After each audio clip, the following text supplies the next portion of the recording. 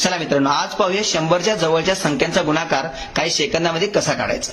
मुलांना गणिताकडे आकर्षित करायचं असेल तर नवनवीन गोष्टी त्यांना सांगितल्या की मुलं आकर्षित होतात। या ठिकाणी पहा 93 गुणिले 98 आहे। सर्वप्रथम विचार करा की दिलेल्या संख्या 100 पेक्षा कमी आहेत का जास्त आहेत। 93 98 दोन्ही 100 पेक्षा कमी आहेत। आता फक्त कमी किती नाहीत विचार करा।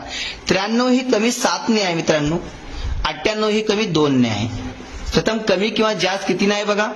जे उत्तर तुमचं येईल बाजूला त्यांचा गुणाकार करा। 7 दोन्ही 14।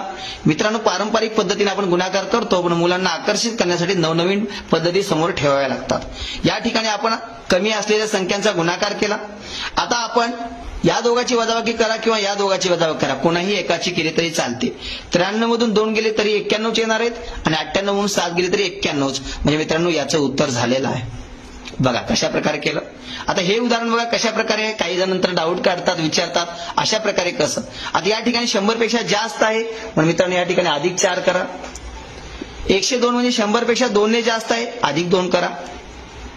आता आलेल्या संख्यांचा गुणाकार करा। 4 दोन्ही 8। फक्त एवढं लक्षात ठेवा, गुणाकार जर एक डिजिट आला, एक अंक आला तर 0 लिहायला विसरू नका।